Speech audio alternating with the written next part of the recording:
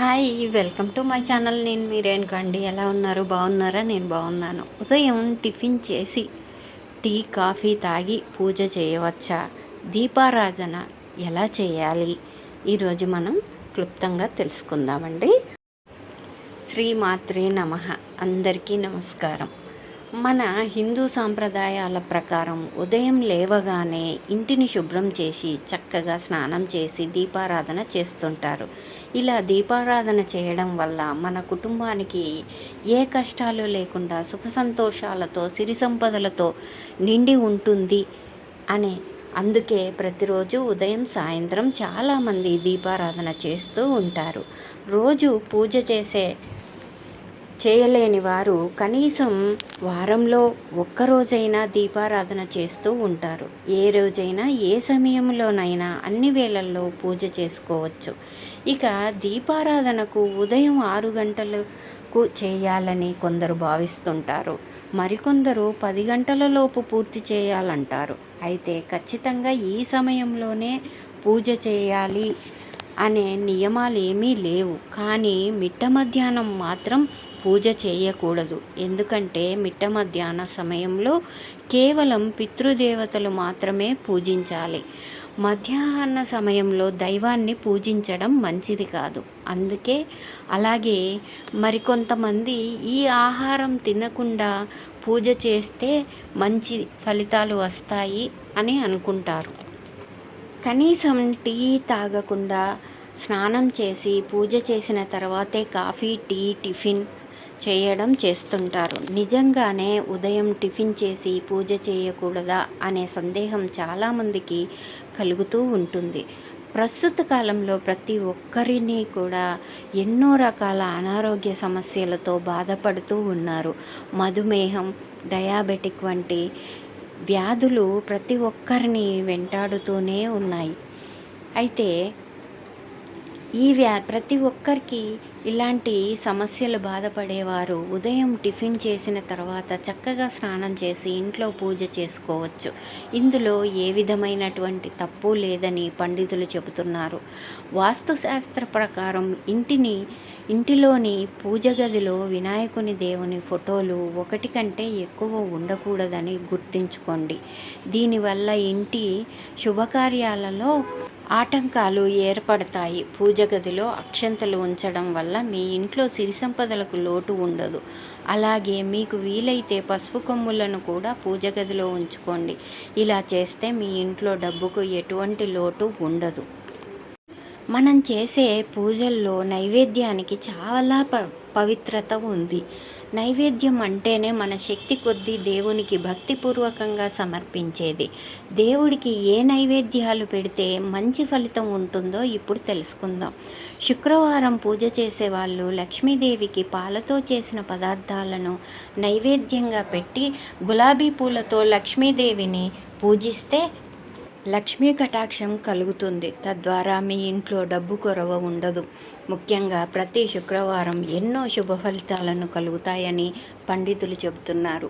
దేవునికి వేడిగా ఉన్న పదార్థాలను నైవేద్యంగా పెడితే అది మహాపాపమని అవుతుందని పండితులు చెబుతున్నారు.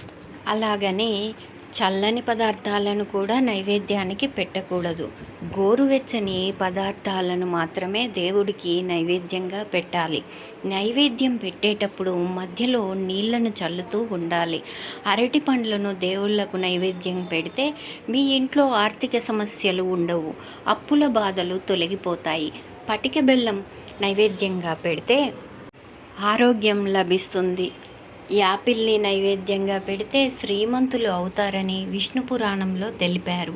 సమాజంలో రాజగౌరవం ప్రాప్తి గౌరవ ప్రతిష్టలు పొందుతారని విష్ణు పురాణంలో పేర్కొన్నారు. ఇంట్లో పూజ చేసిన తరువాత కొబ్బరికాయను కొట్టి దేవుడికి నైవేద్యంగా పెడితే మీ జీవితంలో ఏ కష్టాలు లేకుండా సుఖ సంతోషాలతో జీవిస్తారు. మామిడి పండును నైవేద్యంగా సమర్పిస్తే ఇల్లు కట్టుకునే వారికి గృహ నిర్మాణ సమస్యలు ఉండవు. బకాయిలు చెల్లించడానికి కావలసిన సొమ్ము సకాలంలో వస్తుంది. సపోటా పండుని దేవుడికి నైవేద్యంగా పెడితే వివాహ సంబంధాలు ఖాయమవుతాయి. వివాహం కాని వారికి తొందరగా వివాహం నిశ్చయం అవుతుంది. మీరు చేసే పూజలో జామ పండును నైవేద్యంగా పెడితే మీరు చేసే ప్రతి పనిలో అడ్డంకులు లేకుండా ఉంటాయి. అలాగే పొట్టకు సంబంధించిన అనారోగ్య సమస్యలు తీరిపోతాయి, నయమవుతాయి.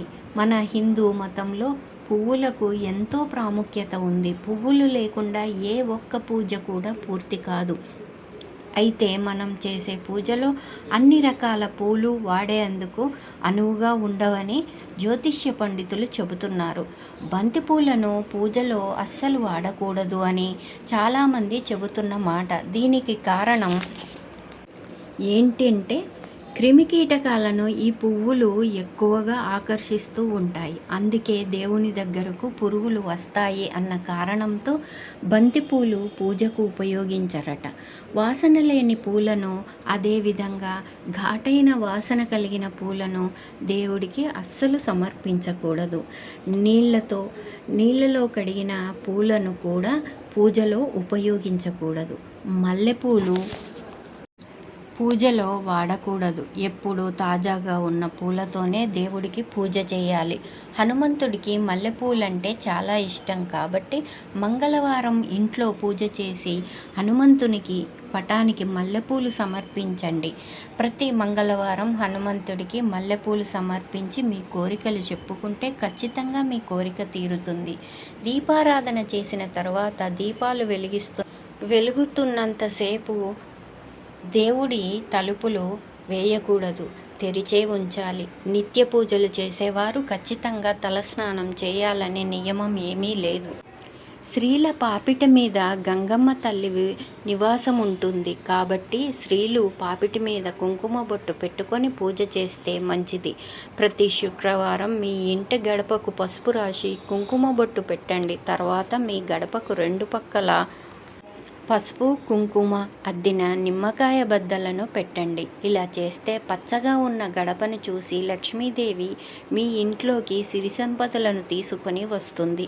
శనివారం రోజు మాత్రమే పూజ గదిలో శుభ్రం చేసుకోవాలి. పూజ గదిలో విరిగిపోయిన విగ్రహాలు పెట్టకూడదు.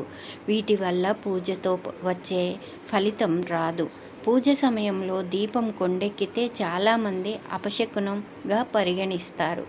పూజ సమయంలో దీపం కొండెక్కితే ఓం నమ శివాయ అని 108 సార్లు జపించి కొత్త దీపం వెలిగించాలి. ప్రతి శుక్రవారం రోజు ఇంట్లో లక్ష్మీదేవికి పూజ చేసి 2 ఎర్రగాజులను లక్ష్మీదేవి ఫోటో ముందు ఉంచి పూజ చేసిన తర్వాత ఆ గాజులను సుమంగళి స్త్రీలు ధరిస్తే మీ సౌభాగ్యం వర్ధిల్లుతుంది. అలాగే మీ ఇంట్లో ఐశ్వర్యం పెరుగుతుంది. ప్రతి ఒక్క మహిళ సుమంగళి శుక్రవారం స్త్రీలు ఖచ్చితంగా చేతుల నిండా ఎరుపు మరియు పచ్చ రంగు గాజులను వేసుకోవాలి. ఇలా వేసుకోవడం వల్ల లక్ష్మీదేవి సంతోషించి మీ ఇంట్లో సిరి సంపదలు ప్రసాదిస్తుంది. ఈ వీడియో కనుక మీకు నచ్చినట్లయితే ప్లీజ్ లైక్ చేసి మీ ఫ్రెండ్స్కి షేర్ చేయండి. అలాగే మా కొత్త వీడియోలను మీ వెంటనే చేరాలంటే మా ఛానల్ని సబ్స్క్రైబ్ చేసుకోండి. Thank you for watching. Survey జన సుఖినో భవంతు.